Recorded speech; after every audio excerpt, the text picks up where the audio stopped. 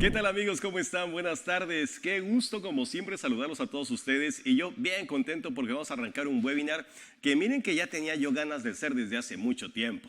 Y es el homenaje que voy a hacer para Stephen Covey y su famosísimo libro de los 7 hábitos de la gente altamente efectiva, que ya hace algunos años lo había hecho, pero siempre lo quise hacer nuevamente ahora en estudio. Y bueno, ahora sí tenemos todas las condiciones para hacer un homenaje digno a Stephen Covey. ¿Qué les parece?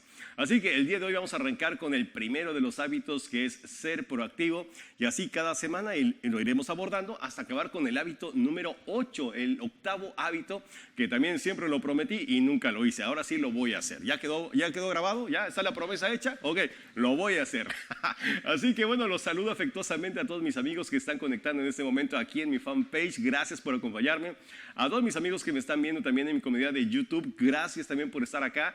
Y bueno, en mi comunidad también de JBack Academy, que también está presente, muchísimas gracias. Ya saben que este programa va a quedar grabado por si no puedes verlo, te falló la transmisión, te llamó tu abuelita, cualquier cosa, lo puedes volver a ver, ¿bien?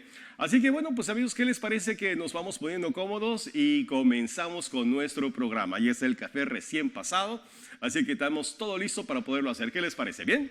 Ok, bueno, pues ¿qué les parece que empezamos? Este libro de los 7 hábitos de la gente altamente efectiva, que saltó a la fama por allá de 1995, 97, si mal no recuerdo, se convirtió rápidamente en un gran bestseller. Y la razón pues es muy simple. Sentaba las bases muy importantes para poder construir una organización partiendo de la construcción de las personas. ¿Cómo podemos pasar de donde nos encontramos hacia la efectividad personal que nos lleva a la efectividad de las organizaciones?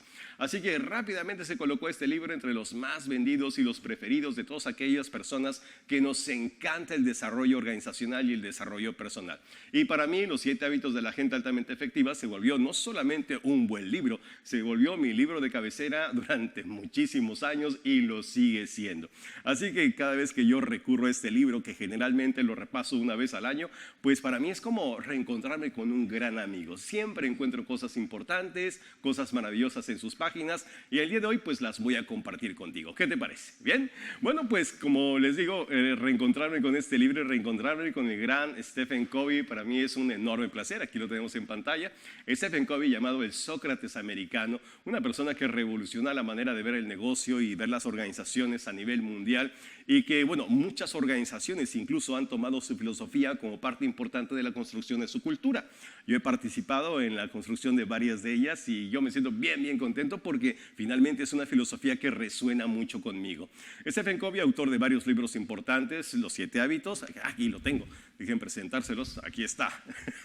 De este libro vamos a hablar, Los 7 hábitos de la gente altamente efectiva. También lanzó el octavo hábito, liderazgo centrado en principios, primero lo primero, en fin, varios libros. La tercera alternativa también, y los 7 hábitos de las familias altamente efectivas también. O sea, varios libros importantes que yo creo que todos valdrían la pena hacerles un like, porque de verdad que son libros muy importantes que forjan muchísimo a la persona y al carácter mismo.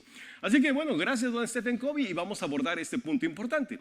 Stephen Covey señalaba desde hace algún tiempo que las personas con hábitos de efectividad son las piedras angulares para formar organizaciones altamente efectivas. Así que si nosotros pensamos en el alto desempeño organizacional, tenemos que centrarnos en la efectividad personal. Es ahí donde reside realmente la grandeza. Si quieres tener grandes organizaciones, tienes que pensar en construir a las personas que forman parte de ellas. Esa es la receta, ese es el proceso que nosotros tenemos que seguir. Si bien la tecnología es importante, las metodologías, los sistemas de gestión, pero al final del día, amigos, somos las personas las que hacemos que las cosas sucedan dentro de las organizaciones. Por eso, incrementar la conciencia, fortalecer la madurez de las personas dentro de la organización es la clave para llegar a esos grandes resultados que tanto nos exige una competencia globalizada que no espera por nadie. Bien, entonces ese crecimiento que plantea Stephen Covey, que obedece a leyes naturales, es un principio que nos lleva realmente a la construcción de nuestra propia persona y los resultados que nosotros buscamos en las organizaciones. Stephen Covey nos habla de que siempre que queremos buscar ese cambio personal, ese cambio para generar resultados en las organizaciones, hay 2 estrategias en las cuales nosotros lo hacemos. Él las llama y las distingue como el maquillaje de la personalidad y la ética del carácter. Bien, son dos aspectos que nosotros recurrimos a ellos para fortalecer o para procurar tener desarrollo de nuestra gente dentro de la organización. El maquillaje de la personalidad, nos dice Stephen Covey, es, digamos, un cambio apresurado. Es un cambio que no se basa prácticamente en resultados de largo plazo. Esta se fija más que nada en las técnicas, mucho más que en los principios. Se enfoca más en el parecer más que en el ser. Y eso lo vemos mucho en las organizaciones, cuando de pronto vemos que a las organizaciones les surge llegar a resultados, les surge pasar la auditoría, les surge que las cosas se hagan rapidito porque están apresurados con las entregas y entonces no se preocupan tanto por formar a las personas. Así que por encimita les dan una repasada acerca de lo que tienen que hacer e inmediatamente están esperando resultados. Maquillamos la personalidad. Y tú sabes que el maquillaje tarde o temprano se llega a caer, ¿verdad? No podemos esperar resultados sostenibles ni de largo plazo si solamente planteas una capacitación por encima, si solamente estás pidiendo a la gente resultados momentáneos o esas famosas campañas del año, esas campañas del semestre que generalmente duran muy poquito tiempo pero que no son sostenibles en el tiempo. Para tener realmente resultados sostenibles tenemos que ir un poco más allá, tenemos que ir un poco más profundo.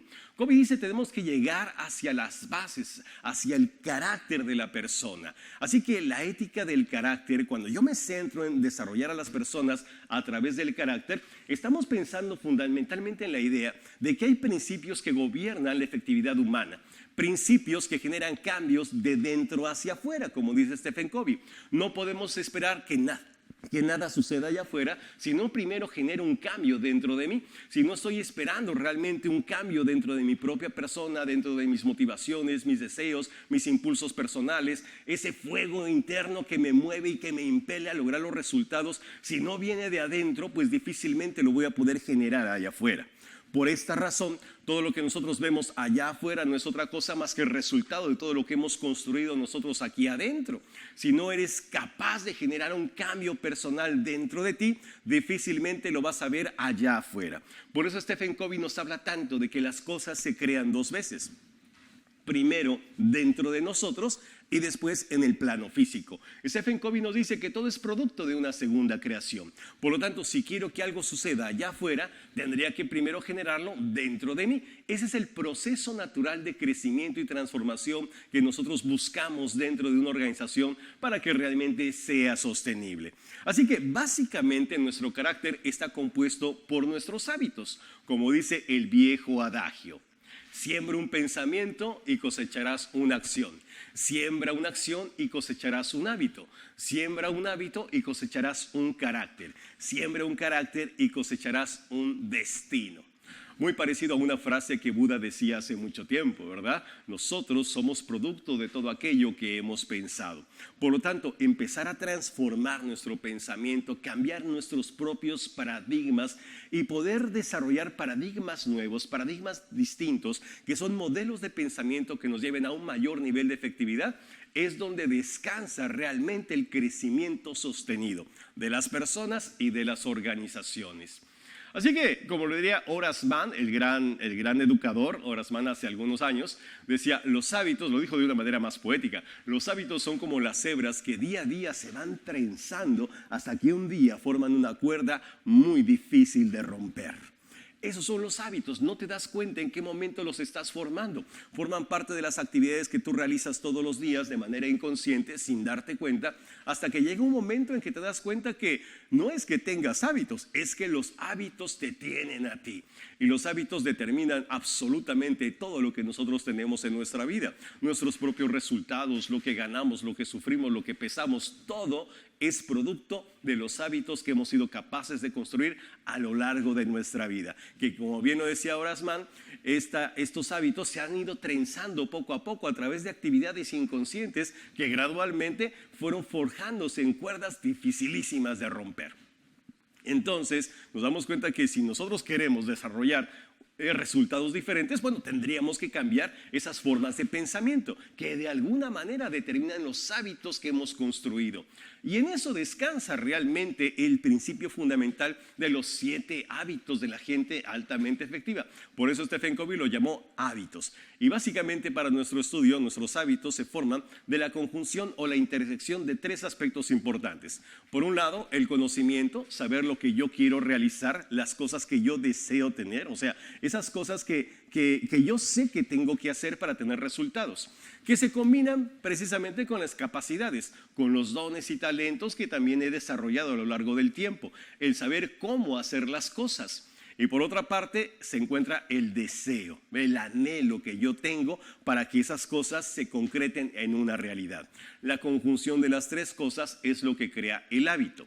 Yo, por ejemplo, puedo conocer las cosas, sí, puedo saber que es importante hacer algo, puedo incluso saber cómo se tiene que hacer, pero si no encuentro el deseo de hacerlo, bueno, pues entonces se va a quedar solamente como una intención. Yo, por ejemplo, entiendo que mantener una buena relación con mis semejantes es fundamental, pues para mi bienestar personal o laboral incluso. Yo puedo entender que manejar una buena interacción con mis semejantes es algo que me conviene y me puede llevar a ser más productivo.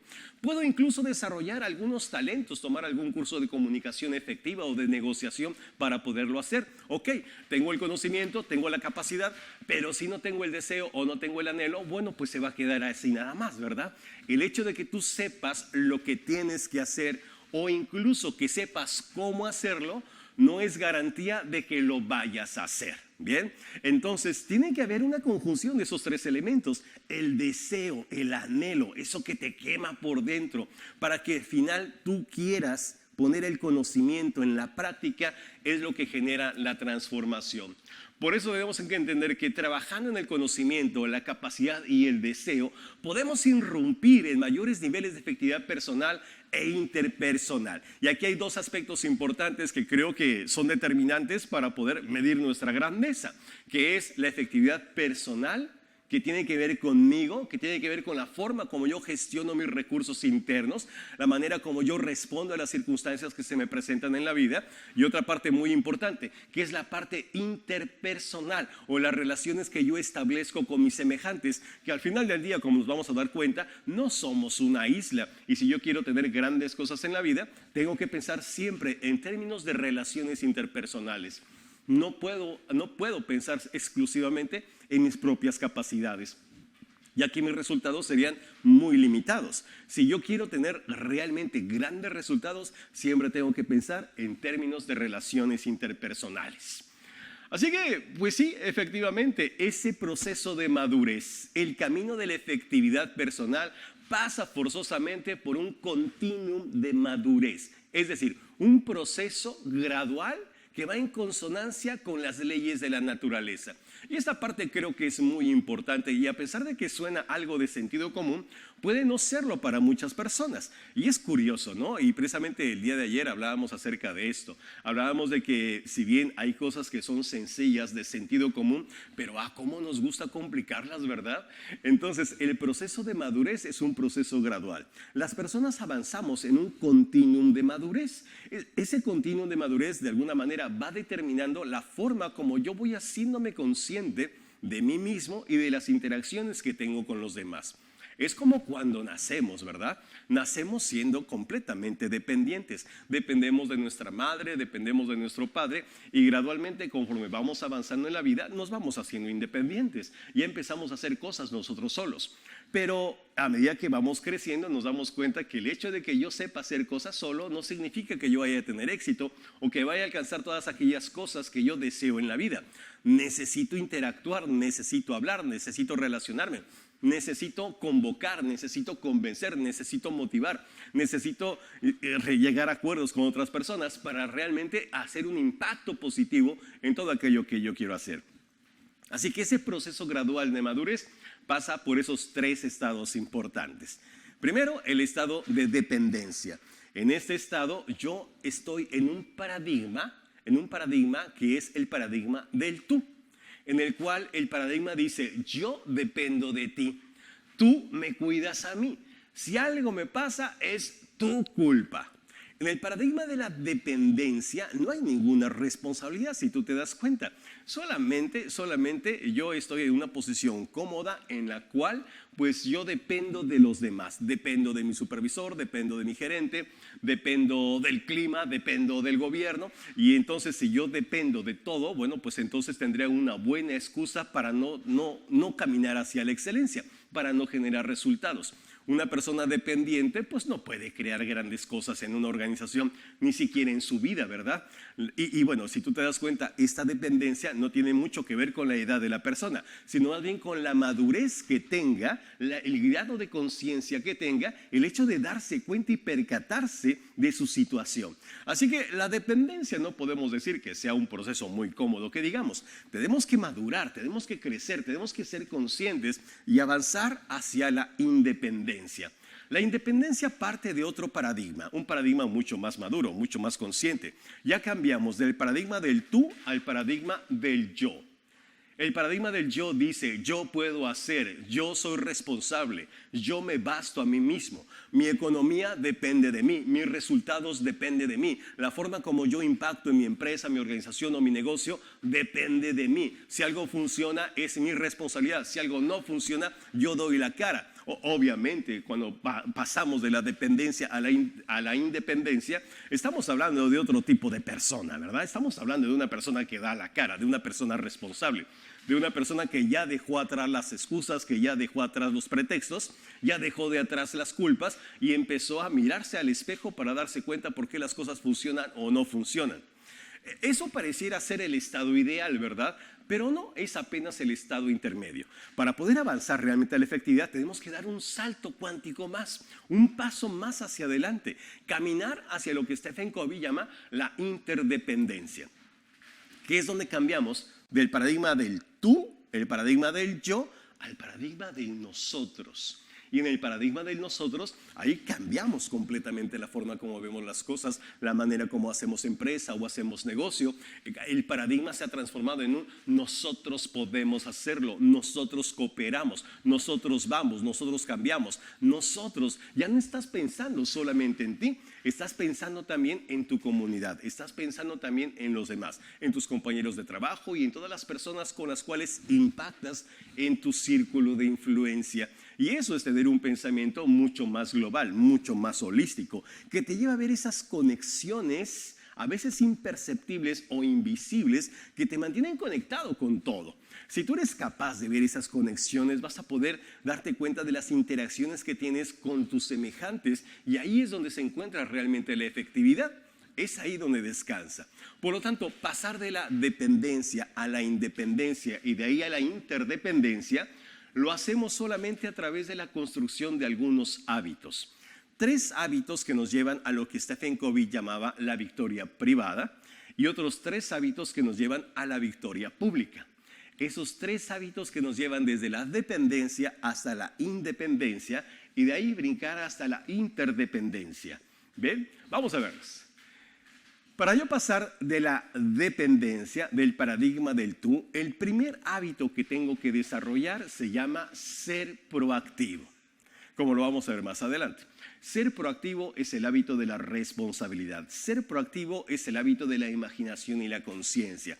Ser proactivo significa dejar atrás eso de echarle la culpa a otras personas y empezar a asumir la responsabilidad de mi propia vida. Ser el amo de mi destino, como diría Nelson Mandela, ¿verdad? Así que ser proactivo, digamos que es el primer paso importante que, si bien marca una gran diferencia, no es el único.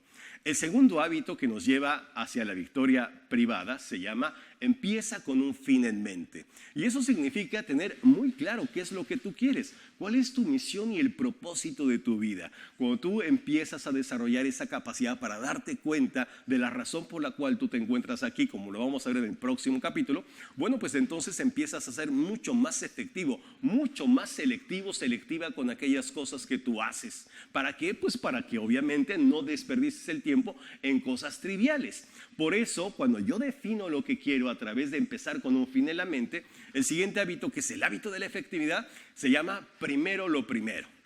Y es maravilloso porque esto nos lleva realmente a administrar adecuadamente el recurso más importante que tú y yo tenemos, que se llama tiempo. Y la gran diferencia que existe entre una persona que tiene éxito y una persona que fracasa normalmente es la manera como utiliza su tiempo, como lo vamos a ver. Y va a ser fantástico descubrir que realmente podemos ser mucho más productivos de lo que hemos sido hasta este momento. Estos 3 hábitos nos llevan de la dependencia a la independencia. Es lo que Stephen Covey llamaba la victoria privada.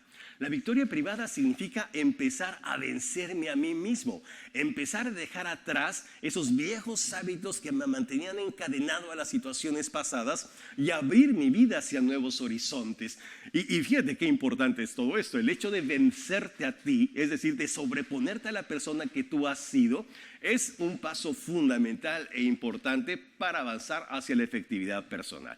Entonces, la victoria privada, 3 hábitos importantes. Pero como te decía, esto no se queda acá.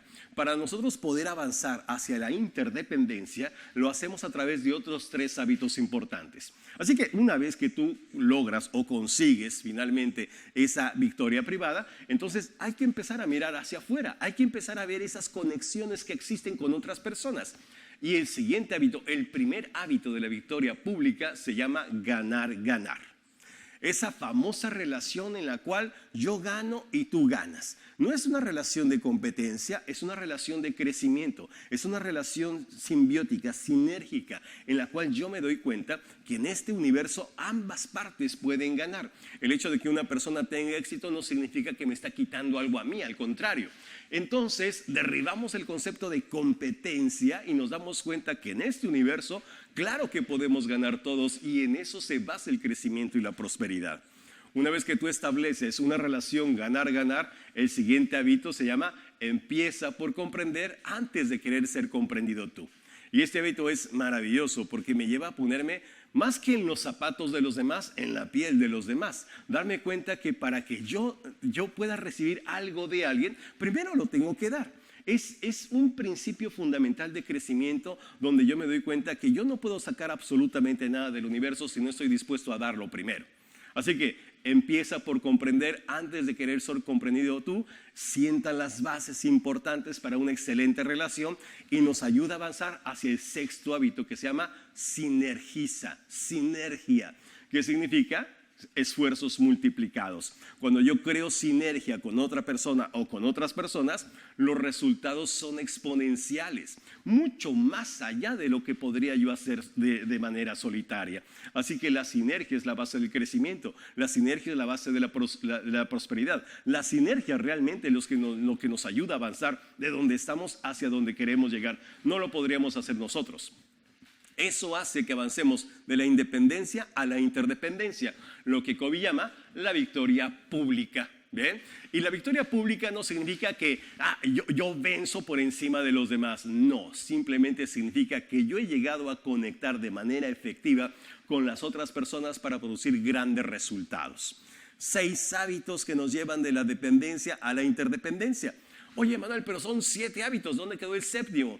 El 7º se llama afila la sierra, que es un hábito que nos lleva a la mejora constante, a la mejora continua, a replantearnos nuevamente las cosas que estamos haciendo para llevarlas a un nivel cada vez más elevado y más elevado y más elevado, en una espiral ascendente, un círculo virtuoso que nos lleva a estadios de mucho mayor efectividad.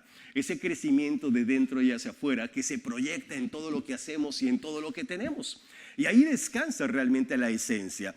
No es que yo tenga que ser primero proactivo antes de empezar con un fin en mente y después tenga que establecer primero lo primero. No es que el orden sea estrictamente así. Si así fuera, nunca avanzaríamos. Sino que vamos avanzando de manera consistente, mejorando en cada uno de estos aspectos, desarrollando nuestros talentos y habilidades de una manera constante y permanente y siempre creciente para que aspiremos a niveles cada vez mayores y mayores de efectividad. ¿Qué les parece? Ese es el modelo de los 7 hábitos de la gente altamente efectiva. Así que vamos a empezar con la primera de las victorias, la victoria privada. ¿Qué les parece? Está interesante, ¿no? Sí, está interesante. Bueno, ¿qué te puedo decir yo? Que para mí los 7 hábitos de la gente altamente efectiva no es mi libro de cabecera. Yo digo que es mi almohada. O sea, yo duermo con ese libro, la verdad.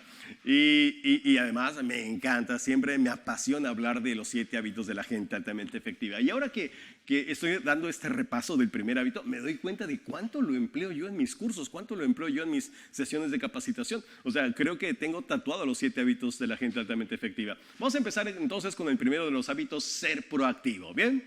¿Qué es un concepto que me decía hace rato Mili? Mi asistente me decía, oye, como que está de moda eso de ser proactivo, ¿no? Sí, desde hace como 30 años que Stephen Covey lo hizo popular, pero realmente el concepto es más antiguo todavía. Actualmente sí escuchamos mucho en las empresas, ¿no? Oh, muchachos, hay que ser proactivos. ¿Qué es eso, Inge? Pues no sé, pero hay que serlo, ¿no? O sea, como que suena que es algo bueno, como que suena que es una cualidad que tenemos que desarrollar. Bueno, pues sí, efectivamente. Pero para poder abordar este tema, me gustaría que en este momento, así donde tú te encuentres, ya sea que estés sentado o estés viéndolo en tu celular o tal vez estés en tu laptop viendo este programa, me gustaría que por un momento tomaras conciencia de este momento presente. Toma conciencia en este momento de cómo te sientes. ¿Cuáles son las emociones que en este momento estás registrando dentro de ti? ¿Te sientes preocupado, preocupada? ¿Hay algo que te incomoda? ¿O estás completamente inmerso, inmersa en todo lo que estoy diciendo? Que espero que sea así. ¿Cómo está la temperatura del ambiente? ¿Eres consciente de ello? ¿Hace frío, hace calor? ¿Estás tomando un té, un café o un mate, mis amigos de Argentina? Tal vez en este momento algún pensamiento te esté pasando por la cabeza. Estés recordando quizá la frase de un libro o quizá un fragmento de una película. Toma conciencia incluso del lugar donde estás sentado o sentada o tal vez recostado en algún lugar. ¿Estás en el sillón de tu casa? ¿Estás en tu cama? ¿Estás aparcado en tu coche escuchando esto? ¿Dónde te encuentras en este momento? Toma conciencia, incluso también, toma conciencia de los estímulos del ambiente, como los sonidos. Toma conciencia de todas aquellas cosas que están formando parte de este momento presente. Ahora, imagínate que te estás observando como alguien que esté pasando enfrente tuyo sin que tú te des cuenta. Mírate desde arriba. Obsérvate del lado izquierdo, del lado derecho. ¿Puedes verte? Obviamente estas preguntas solamente no las podemos hacer los seres humanos. Es una capacidad que solamente nos fue dado a nosotros los seres humanos. Ninguna otra especie se ha demostrado que la tenga, más que nosotros los seres humanos. Es un proceso que se llama autoconciencia, que es la capacidad de darnos cuenta de nosotros mismos.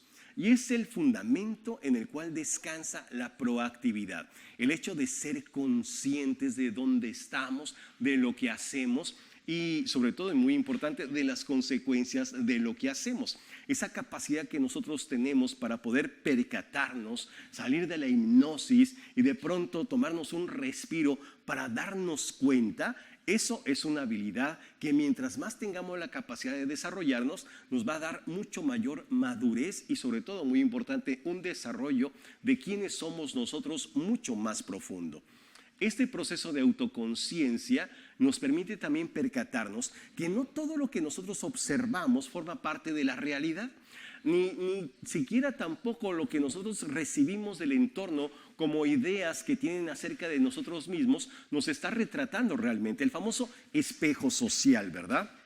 Si nosotros prestáramos atención al espejo social, es decir, a la opinión que otras personas tienen de nosotros, bueno, pues estaríamos teniendo una visión completamente distorsionada de nosotros, ya que lo que las otras personas ven en nosotros no es otra cosa más que una apreciación, pero no nos están describiendo realmente. Oye, si ni yo me conozco a mí completamente, ¿te imaginas los demás? Así que, claro, las demás personas, pues obviamente se apresuran en emitir juicios con respecto a las demás personas. Y escuchamos cosas como, por ejemplo, oye, qué gordo que estás, o oye, eres un desordenado, o siempre llegas tarde, eres un impuntual, o deberías saber esto, deberías hacer lo otro, deberías intentar esto, deberías estudiar tal cosa. Y finalmente, pues los juicios que otras personas emiten acerca de nosotros no nos están describiendo en realidad. Hay que recordar que finalmente las personas hablan desde una percepción, hablan desde su mapa. Y un postulado de programación neurolingüística decimos que el mapa no es el territorio, como diría el gran epistemólogo Gregory Bateson, ¿verdad? El mapa no es el territorio, solamente es una interpretación de ese territorio. Por lo tanto, ese espejo social pues solamente está describiendo quizá una parte muy pequeñita de cada uno de nosotros. Para realmente adentrarnos más en el conocimiento de nosotros, tendríamos que hacernos preguntas mucho más profundas. Tendríamos que dirigir la mirada más hacia adentro, darnos cuenta cómo es que tomamos decisiones o cómo es que emprendemos acciones frente a todas las cosas que nos suceden. Así que, efectivamente, nosotros, estamos de alguna forma formados por muchos aspectos importantes que de alguna manera influyen en nosotros. Se dice que, por ejemplo, el determinismo genético dice que nosotros somos el resultado de nuestra herencia en nuestro ADN, ¿verdad? El determinismo genético dice cosas como, tú eres como eres por culpa de tus abuelos. Sí, o sea, tus abuelos transmitieron sus genes a través de tu ADN y entonces tú tienes mal genio porque tu abuelo tenía mal genio, ¿bien? Y bueno, el determinismo genético nos dice que si tus ancestros fueron de una manera, pues nosotros estamos determinados, por no decir condenados, a ser igual. Lo cual, si bien tiene cierta influencia, yo no digo que no, pero no es determinante. Por eso el determinismo, digamos que no es tan determinante. Hay otro tipo de determinismo, que es el determinismo psíquico, que nos dice, tú eres como eres por culpa de tus padres. O sea, como ellos te trataron, si hubo agresión, si hubo procesos así como que de baja autoestima, entonces es por culpa de tus padres. Y de alguna manera tú te has formado de acuerdo a cómo ellos te han educado. Si has sido fruto de la violencia, del desprecio, del abandono, del rechazo y todas esas heridas emocionales que de alguna manera coleccionamos desde la infancia, pues es por culpa de tus padres. Yo no digo que no. Yo no digo que no, efectivamente, sí, de alguna manera influye en nosotros, claro que sí, no somos de palo, ¿verdad? Pero no es determinante, o sea que el determinismo psíquico es muy cuestionable. Hay otro determinismo y dice determinismo ambiental. Tú eres como eres por culpa de dónde te encuentras, por culpa de tu jefe, por culpa de tus compañeros, por culpa de las personas con las que te juntas. Claro, nuevamente podemos decir que el ambiente, claro que influye en nosotros, yo no digo que no, pero no es determinante, no es determinante. Eso nos da cierta libertad, nos da cierta capacidad para darnos cuenta que sin importar de dónde venimos, sin importar la manera como nos han educado y sin importar dónde nos encontremos, nosotros podemos elevarnos por encima de nuestras circunstancias. ¿Por qué? Pues porque somos personas que tenemos la capacidad de elegir cómo responder frente a las circunstancias que se nos presentan. Y yo no lo digo yo, ni tampoco lo dijo Stephen Covey. Lo empezó a desarrollar Viktor Frankl. Viktor Frankl, como ustedes saben, fue un psiquiatra de origen judío que sufrió los estragos de una Alemania nazi, donde él, su esposa, su hermano, sus padres fueron encerrados en un campo de concentración. En esos campos de concentración, que de hecho Viktor Frankl sobrevivió a 4 campos de concentración y el más terrible de ellos fue Auschwitz. Ahí fue donde perdió a su esposa, donde perdió a sus padres, perdió a su hermano. Solamente le sobrevivió una hermana de esos campos de concentración. Y Viktor Frankl vivió los horrores que se sufrían en aquella época en esos campos de concentración. Podía ver cómo se llevaban a mujeres y niños y hacinaban vagones de ferrocarril con ellos para llevarlos a los campos de fusilamiento masivo. Observó cómo los campos las cámaras de gases donde finalmente murió su esposa, fueron escenarios crueles donde tanta gente murió. O sea, realmente fueron millones de personas las que perdieron la vida en esos campos de concentración. Y Viktor Frankl vivió esos estragos en su condición de ser judío, tuvo que pasar por todo eso. En su famoso libro El hombre en busca de sentido, que ha sido nombrado como uno de los libros más influyentes de los últimos 100 años, Viktor Frankl narra cómo él desde una esquina de su barraca, en el momento más oscuro de su vida, cuando él ya estaba pensando en entregar su vida a Dios, él tuvo un momento de lucidez. Y fue donde empezó a darse cuenta de que sin importar las circunstancias que estuviera viviendo, había lo que él le llamaba la última de las libertades. La última de las libertades, él decía, que era la capacidad de poder decidir cómo hacer frente a las situaciones que se le presentaban. Él decía que si bien las circunstancias no las podía controlar, no las podía manejar y de alguna manera influían en él, no eran determinantes, porque él poseía una libertad interior de elegir su actitud frente a todo lo que le pasara. Y ahí esa libertad nadie se la podía quitar. Podían quitarle su libertad física, podían encerrarlo, podían golpearlo, podían maltratarlo, podían dejarlo sin comer, pero nunca podrían quitarle su libertad interior. Y él descansó en esa posibilidad, en darse cuenta de que ahí, en su mente, en su interior, no entraba ni un soldado nazi. Nadie podía llegar a arrebatarle esa libertad, la cual defendió con uñas y dientes. Él decía, puedes quitarme todo, quítame mi dinero, quítame mis posesiones, quítame absolutamente todo, pero no puedes quitarme mi actitud, la capacidad que yo tengo para poder decidir qué actitud tener frente a cualquier circunstancia. Ándale. Y eso fue el quid, lo que le dio a Víctor Frank la capacidad no solamente de superar los campos de concentración y encontrar la forma de salir, sino desarrollar una terapia maravillosa llamada logoterapia o terapia de sentido de vida, que siempre digo, literalmente le ha salvado la vida a millones de personas. Él decía que si bien las circunstancias influían en nosotros, estas no eran en absoluto determinantes.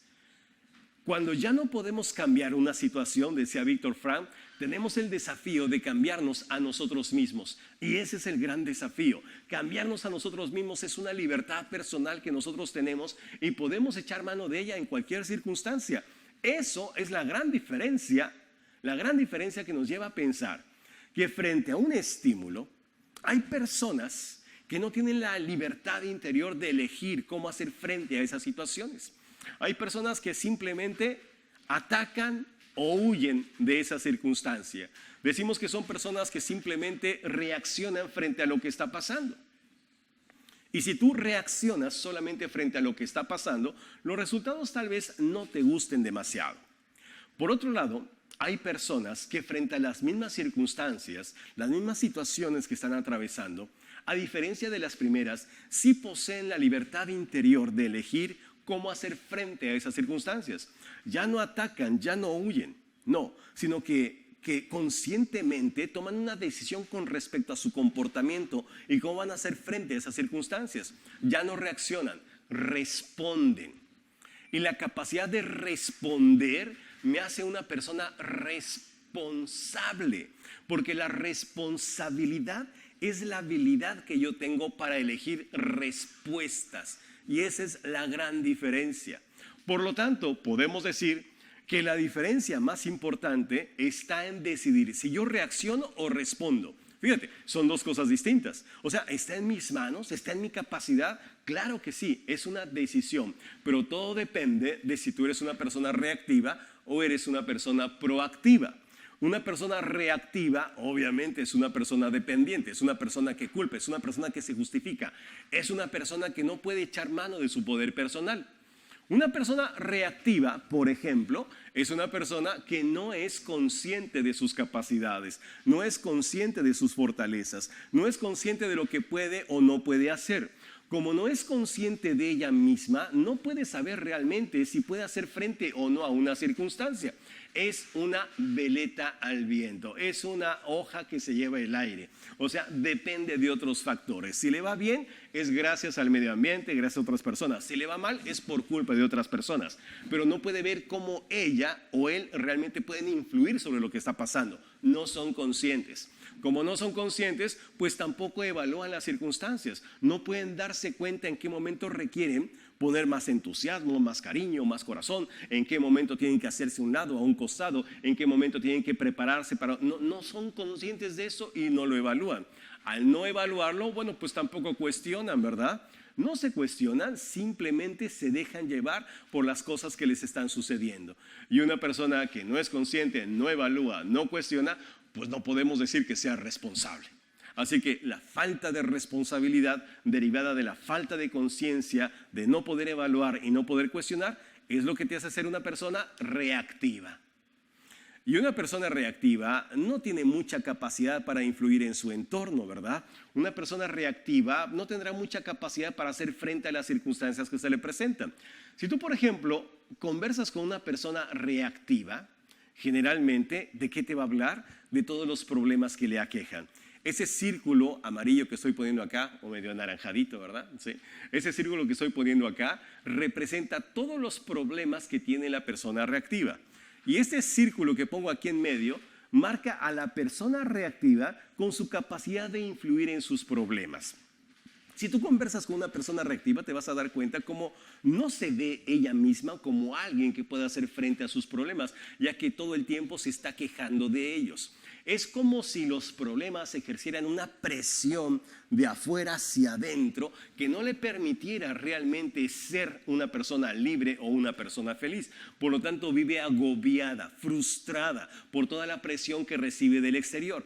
Por lo tanto, se la pasa quejándose de todo lo que está pasando allá afuera. Se queja de su trabajo, se queja de su jefe, se queja de la esposa, se queja de los hijos, se queja del sistema, se queja del gobierno, se queja absolutamente de todo. Porque piensa que la única forma de que ella puede estar bien es si algo acá afuera empieza a cambiar. Entonces vive en el ojalá. Dice cosas como ojalá y algún día mi jefe cambie. Ojalá y ahora sí nos toque un buen gobierno. Ojalá y ahora sí mi esposa o mi esposo me apoye, ¿verdad? Y en ese ojalá pues se te va la vida, porque si tú estás esperando que algo pase allá afuera para tú estar mejor, créeme que puedes sentarte a esperar que eso no va a pasar. Te conviertes en una persona que no tiene poder, no tiene ninguna capacidad para hacer frente a las circunstancias. Y una persona sin poder es una persona insegura. Una persona sin poder actúa sin pensar, es reactiva. Una persona sin poder siempre está con mala actitud, renegando de todo. Una persona sin poder se distrae con facilidad, tantos problemas que trae. Una persona sin poder no es responsable, se la pasa criticando, juzgando, culpando, quejándose. Es una persona víctima de las circunstancias, víctima del entorno, víctima de todo lo que está pasando allá afuera. Y obviamente tú no puedes hacer nada desde un estado de víctimas. No puedes. ¿Por qué? Pues porque la misma palabra te lo dice. Mientras no pase algo allá afuera, mientras algo allá afuera no cambie, tú no tienes ninguna posibilidad. Y hay personas que lamentablemente se sienten así. Ahora, la gran diferencia no está en las circunstancias que se nos están presentando. Porque si tú en este momento conversas con una persona proactiva, te vas a dar cuenta que su discurso es muy diferente. La forma como ve la vida es muy distinta. Para empezar, una persona proactiva es una persona que es consciente de ella, consciente de su estado emocional, consciente de sus capacidades, consciente de lo que puede y no puede hacer. Y si tú tienes conciencia acerca de ti mismo, de ti misma, te puedes gestionar de una mucho mejor manera. Una persona proactiva tiene imaginación, la capacidad de poder ver el futuro y tomar decisiones con respecto a lo que puede pasar producto de sus pensamientos o de sus acciones. Una persona proactiva puede ver el futuro y preguntarse, ¿qué puede pasar si hago esto? ¿Qué puede suceder si no lo hago? ¿Qué puede pasar si sigo bebiendo como bebo o si sigo fumando como fumo? ¿Qué puede pasar si le respondo de esa manera a mi jefe? ¿Qué puede pasar si trato de esta manera a mi pareja? Y como puede preguntarse eso y explorar la posibilidad del futuro, puede regresar al presente y tomar mejores decisiones. ¿Qué tal? ¿Ve? Eso te da la imaginación. Pero no solamente eso, tiene conciencia moral. O sea, tiene la capacidad de darse cuenta de que hay cosas sobre las cuales no puede pasar por encima. Y es capaz de darse cuenta que hay cosas que se respetan. Y esa conciencia moral le hace darse cuenta que no es una isla, que vive en sociedad, que hay cosas que no se permiten, que hay cosas que se respetan, que hay cosas que se cuidan. Una persona con conciencia moral respeta el medio ambiente. ¿Por qué? Porque es nuestra casa. Una persona con conciencia moral respeta a la sociedad. ¿Por qué? Porque se trata de nuestra familia. No son los niños de la calle, son nuestros niños. No son los ancianos de la sierra, son nuestros abuelitos. ¿Te das cuenta? Tiene que ver con algo que es nuestro, con algo que compartimos. Una persona proactiva es consciente de ello. Por lo tanto, una persona proactiva posee voluntad independiente. O sea, no es una hoja que lleva el viento, no es una veleta, no se mueve de acuerdo a las circunstancias. Es ella la que provoca las circunstancias. La voluntad independiente me dice que nadie puede hacerme hacer algo que no esté en mis principios, que no esté dentro de mi escala de valores. Así que yo me muevo a través de una brújula interna muy precisa que determina lo que yo quiero en la vida. Eso me hace ser una persona proactiva. Y una persona proactiva, créeme, que puede enfrentar circunstancias muy similares a la persona reactiva. ¿Te acuerdas que el círculo amarillo representaba los problemas de la persona reactiva, bueno, pues haz de cuenta que la proactiva también tiene los mismos problemas, pero en lugar de ver los problemas, en lugar de concentrarse en los problemas, ¿en qué crees que se concentra la persona proactiva? Se concentra en sus capacidades, en lo que puede hacer en ella misma. Por lo tanto, su círculo de influencia no es pequeñito, sino que crece. Y al crecer el círculo de influencia, la presión ya no viene de afuera hacia adentro, ahora viene de dentro hacia afuera. Ahora eres tú el que presionas, ahora eres tú la que empujas, tú eres la que hace que las cosas se mueven. Entonces te conviertes en un agente de cambio, te conviertes en una persona con poder. Y una persona con poder es una persona confiable. Una persona con poder es una persona que piensa antes de actuar. Una persona con poder es una persona que siempre está dispuesta a ayudar, a dar la mano, a colaborar, a contribuir. Una persona con poder siempre está concentrada en las cosas que tiene que hacer. Nada la distrae, no se permite perder el tiempo en cosas triviales. Una persona con poder es responsable. Una persona con poder no se queja, no critica, no condena. No es una víctima, es un protagonista. Es alguien que hace que las cosas sucedan. Así que una persona proactiva se mete al escenario, se levanta las mangas, hace que las cosas ocurran. Y si las cosas no se mueven, él o ella se encarga de moverlas. Es la gran diferencia. ¿Te das cuenta que el primero de los hábitos es fundamental para poder romper las cadenas de la dependencia? Solamente escúchate hablar. Y no solamente a ti, a las personas que te rodean. Te vas a dar cuenta que en el lenguaje proyectamos mucho de lo que está pasando dentro de nosotros. Tu lenguaje dice mucho de ti. Decimos que hay un lenguaje reactivo y hay un lenguaje proactivo. Hay personas que, por ejemplo, cuando hablan, y te vas a dar cuenta, dicen cosas como, por ejemplo, no, es que no se puede hacer nada. O dicen cosas como, no me van a dejar, no creo que quieran, siempre me hace enojar. O dicen cosas como, no, pues yo soy así, ¿qué quieres que haga? No, yo así nací, así me hicieron. O dicen cosas como, tengo que hacer esto o debo hacer lo otro. ¿Te das cuenta? Son personas dependientes de las circunstancias. Y las personas proactivas hablan de una manera distinta. El lenguaje proactivo dice cosas como, por ejemplo, ya veré qué hago. Ahorita no sé qué, pero de que lo hago, lo hago. Una persona proactiva te dice algo como, por ejemplo, ya verás, voy a lograr su apoyo. O dice cosas como tal vez, puedo manejar esta situación.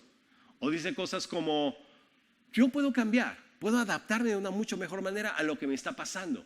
Una persona proactiva dice cosas como, yo decido hacer esto. No es que lo tenga que hacer, no es que deba hacerlo, es que decido hacerlo.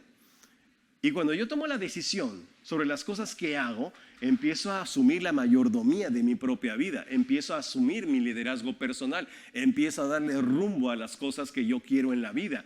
Y ese es el primer paso. Así que Stephen Covey nos pide a través de este hábito romper con esas cadenas ilusorias que nosotros tenemos que pareciera que no nos permiten avanzar hacia los destinos que nosotros queremos. Darnos cuenta que a pesar de donde nos encontramos y las circunstancias que tenemos, podemos hacer mucho para que nuestra vida cambie o que nuestra organización cambie. Claro que sí. Si tú haces un análisis de todas aquellas cosas que te preocupas, Stephen Covey dice que todo aquello que te preocupa en este momento, podemos dividirlo en 3 categorías de cosas. La primera de esas categorías son cosas sobre las cuales tenemos un control directo, es decir, están en nuestras manos, podemos hacer algo para cambiarlas. A través de tomar una decisión, no le tengo que pedir permiso absolutamente a nadie, están en mis manos. Hay otro conjunto de cosas que son de control indirecto, que si bien no están completamente en mis manos, sí puedo hacer algo por ellas, pero necesito de la ayuda de alguien más. Por lo tanto, necesito levantar la voz, levantar la mano, pedir colaboración, pedir ayuda, o sea, negociar, pero algo puedo hacer. Y hay otro conjunto de cosas sobre las cuales yo no tengo ningún control, que tiene que ver con aspectos completamente ajenos a mí. La política internacional, la guerra de Ucrania, la crisis de los metales, cosas que están completamente fuera de mi alcance, pero aún así poseo la última de las libertades, que es mi actitud. Y ante eso nadie puede hacer absolutamente nada, porque ahí solamente yo gobierno. Por lo tanto, cada vez que yo enfrento problemas, dice Stephen Covey, sí, ok, hay limitaciones, pero esas limitaciones la mayoría de las veces no se encuentran allá afuera. Porque allá afuera, es decir, las limitaciones que nosotros vemos, apenas si representan el 20% de los problemas reales. Limitaciones de recursos o de estrategias, sí, ok, existen, pero solamente es el 20% de los límites que realmente tenemos. Pero el 80% de las cosas que no nos permiten avanzar no se encuentran allá afuera. El 80% de las cosas que no te permiten avanzar se encuentran aquí adentro. Son tus límites mentales, son tus límites de pensamiento. Cada vez que una persona me habla de que no puede hacer algo o me habla de sus problemas, lo único que está haciendo es describiendo su incapacidad para hacer frente a las circunstancias. Y es algo que tenemos que trabajar. La batalla no se encuentra afuera, se encuentra adentro. Cuando tú empiezas a crecer de dentro hacia afuera, todo automáticamente empieza a moverse. Así que amigos, tarea para la semana, porque la próxima semana vamos a abordar el hábito número 2, empieza con un fin en la mente. Así que tarea para la semana, empieza a prestar atención a tu lenguaje y al lenguaje de los demás. Usas un lenguaje reactivo, empieza a transformarlo en un lenguaje proactivo. Recuerda que la base de todo esto es tomar conciencia, muy importante.